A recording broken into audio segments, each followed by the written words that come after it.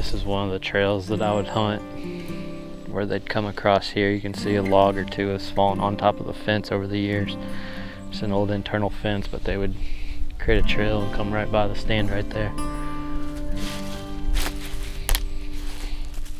Well, as you can see, Gavin and I got an early start this morning. Our plan was to actually chainsaw an access ditch, an access route on the new lease property. But we've got so much rain over the last week that that ditch was pretty deep. I think it was still walkable, you know, if you were to access like from a hunting standpoint, but it was gonna be a mess trying to chainsaw in there today. So I'll probably wait a few days, wait for that to go down and get back after that project. So we had to call an audible this morning and came to a different property where I have a little bit of work to do. But while we were here, decided to swing in this little block of timber and do another stand segment and kind of look back on this tree that's right over my shoulder here.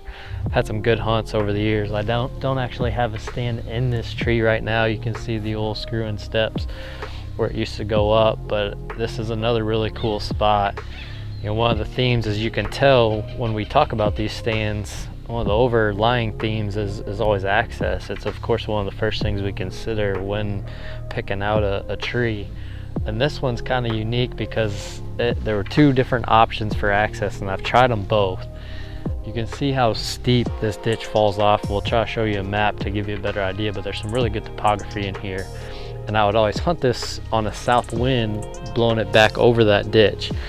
And ideally, if you're hunting with the south wind, you access it with the wind in your face. So you'd access it from the north coming in, and I would do that, but that was definitely the long way in. Down in the creek bottom, a lot of grass and stuff down in there to make a lot of noise. And it took 3 or 4 times longer coming in that way. The other way that I did it was come in from the south. Obviously it's not ideal from a wind standpoint, and you're cutting the trails that the deer are using, but it was a mowed path, and so I was constantly weighing, and to be honest with you, I don't know which one worked better. I had good hunts either way. That one was a lot easier. I just was hesitant just because of the ground scent issue, but I think with the mowed trail, I never really seemed to run into too much trouble there where the deer would cut my trail and get nervous. That was the easy, quiet way in. It just didn't make the most sense from a wind and ground scent standpoint. But like I said, sometimes I would go the long route, make a little more noise, but I wouldn't leave any ground scent, and I'd always have the wind in my face. So it's always interesting kind of comparing and contrasting that. You have two different schools of thought there, and in this case, not always, in this case they both seem to work. Each time I hunted this stand, I would have good hunts, and I don't ever remember coming in the easier way hurting me. Again, for this particular location, that's not always the case. So like I said, I've had some good hunts from this spot, and it's going to be a little bit hard to recall because it's been a long time since I've hunted here. I hunted this spot a lot. If you remember back when I was chasing the deer I called George Brett, this was really close to his core area, so I hunted in and around this area a lot back then. Since then, I haven't spent a lot of time in here, but there's a few hunts that stick out in my mind. Again, I don't remember exact dates, but I think the first one was in 2013. I remember hunting this ridge on a morning, and I remember it's probably the hardest I've ever seen a buck chase a doe. I mean, he was right over here on the backside of this ridge, and he was dogging her through, jumping over logs right on the edge of where it drops off, and he came running as hard as he could, almost about 10 yards by the stand. Just a good looking deer, but man, he was on a doe hard that morning. That was pretty cool. The next really memorable encounter was with a really old buck, and I want to say this was in 2014. I'm not 100% sure on that. But it was a deer that we had called Mr. Miyagi, really old deer. We ended up finding him dead, I think a year later during shed season. But I'd called to this deer in the snow. He was cruising this top ridge, which they often do on this side of the stand, and he came right in and gave me a tough decision, obviously, but again, I was hunting George Brett and ended up passing him, but it was such a cool encounter in the snow.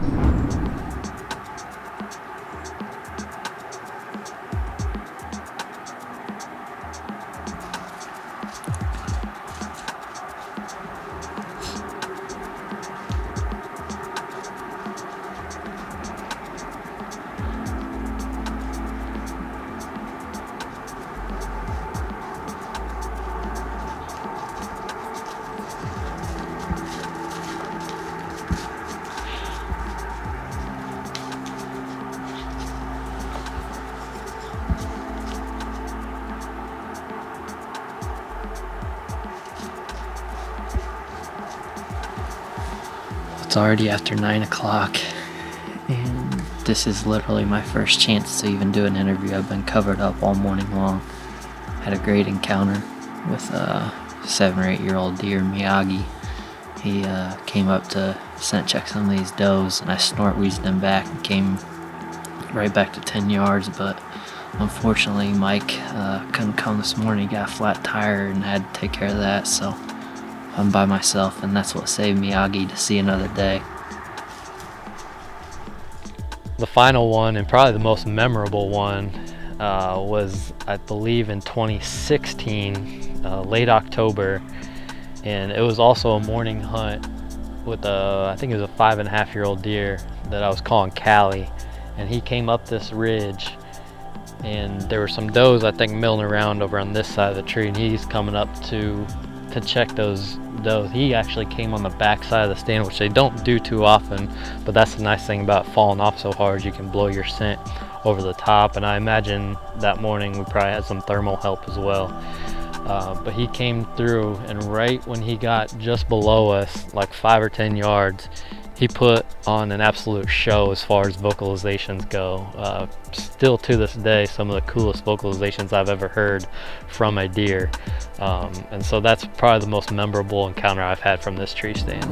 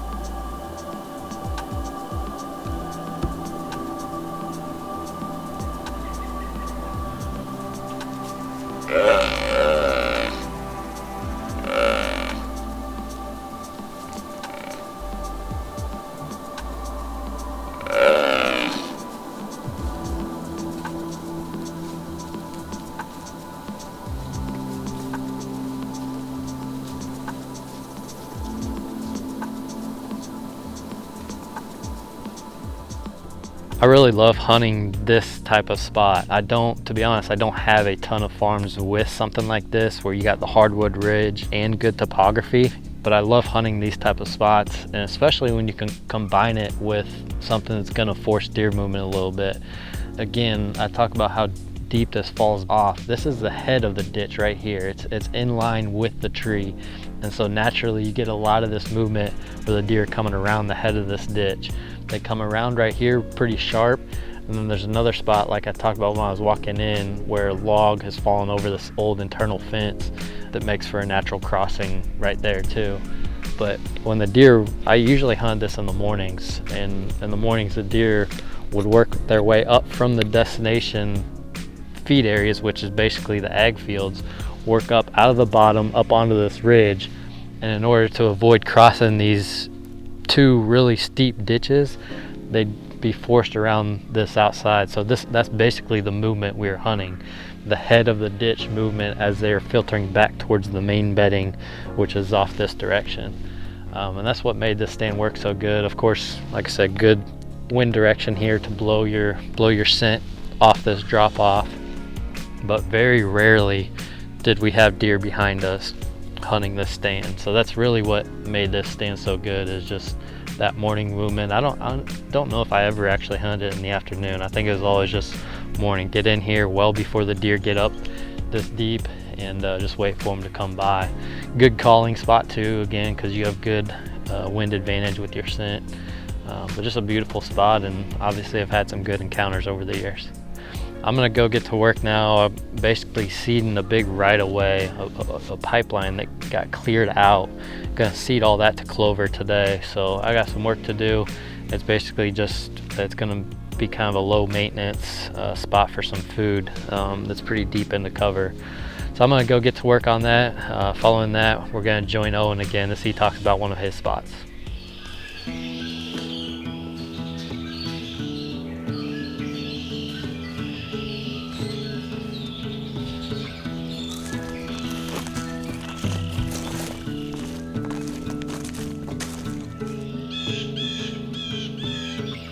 Alright guys, we're back here on the stand series again. As you know, this Wolverine buck has given me the slip for, what, about 27 years now? It's not going well. We had the one encounter with him this past fall. I had him at 50. But same thing like I mentioned in the last segment, we just don't have enough sets where he roams. We finally did put up one morning set down here about 150 yards. And we just set one up right here that I think is going to be a killer stand for him. And the access is where I always start. So anytime I'm going to put a stand up, the first thing I evaluate is the access, make sure that's good. If it's not good, sometimes I'll still put a stand up there, but it's going to be like a rut only stand is what I would call it. So, you know, maybe the best days of the rut, I'd go hunt it, but it's not something I would hunt on a regular basis, especially outside of the rut. Just because, you know, the old risk versus reward, there's just too much damage to be done. If you're hunting in October or late season, I generally just let them go back to bed, try to catch them coming back to food. But this one in particular has some of the best access you're going to get. I mow a trail through this CRP coming in from the backside. We drop into an erosion ditch on that side of the creek. We walk that down. Joe and I have already chainsawed all that so you can walk right down that erosion ditch into this creek. We walk the creek down a little bit into another erosion ditch that comes right up to the base of the tree right there. So as good as you can get for getting in and out of here. And I also wanted access in this area too. So there again, I wanted to be able to get the skid loader and quads and stuff back to this part of the farm. So I put a culvert in this ditch right here. And like I said on the last one, if you're going to do that, you might as well put it right by your tree stand. Get them to use that just a little bit more. So it's going to be a heck of a spot, and I wouldn't be surprised if a guy could tag out in this one tree stand right here if he wanted to hunt it enough. It's not necessarily just a morning spot, although the access for mornings is fantastic, but you could sneak in here just as good for an evening, and it is right on the edge of one of the food sources. This is actually where we were hunting late season when I missed that one buck with Grandpa's muzzleloader, so a lot of deer use that. There's really good bedding around it. I don't enhance the bedding right here by the food source because I generally don't want the deer here. So that's why there's not been any hinge cutting or anything right here in this spot. So I want them to move off a little farther away from the food source so we can get in here in the evenings. And then the main attraction to this is we've got a travel corridor right here that's just about as good as you can get. And this is just a fantastic connector. There's all kinds of cover on this side, all kinds of cover on this side. So during the rut, they're just back and forth. And there again, just even outside of the rut, this is a food source here and it just gets used a ton.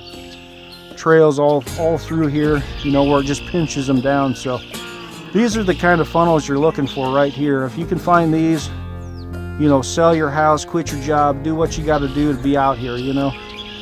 It's a really good one. We've got that Wolverine buck we're hoping to see down here. And there's another 5x5. Joe and I filmed him in October. That was the deer that I snort wheezed at, and he came in, walked right under the tree. I got watching him most of the year, and I think he might already be 5.5. But at any rate, he's going to be on the list next year. We'll see what he does. But so we'll have a couple of targets down here at least.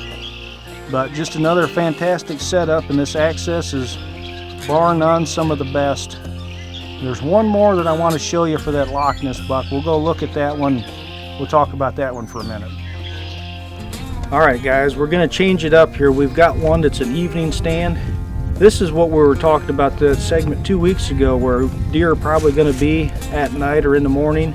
This is all ag, open ground, places where they would bed at night, CRP up there. So for the access I would have in the evening, which would be down the edge of this draw right here, I would not try to access that way in the morning. You could access this ditch right here, morning or evening, if you were worried about bumping deer.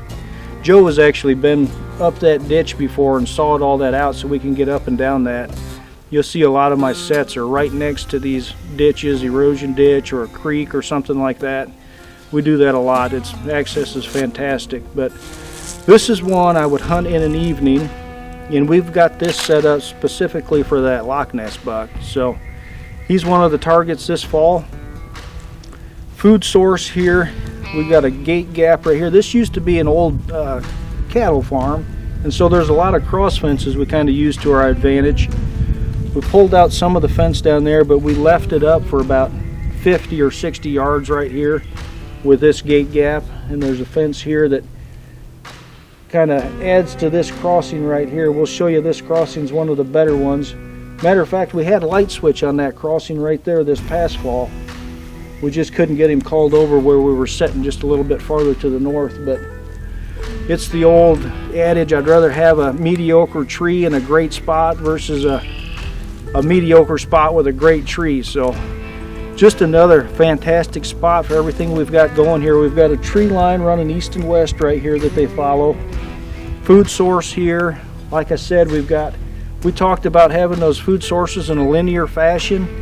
And, you know, maybe you have a go-between. We've got that over here. We've got a food source there, food source here, and right here's the go-between. We're going to hunt it on a south wind or a southwest.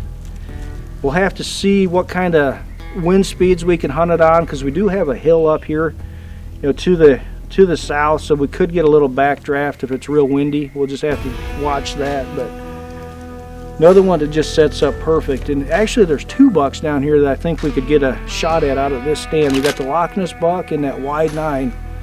You guys might remember him from the blog when I had Grandpa's gun with me. He was out there in the CRP. So both of those bucks run this spot. So just another killer setup. I mean, there you have it, 2 killer stands, one evening and one's more morning that you could hunt morning or evening, but this one I would definitely say is an evening.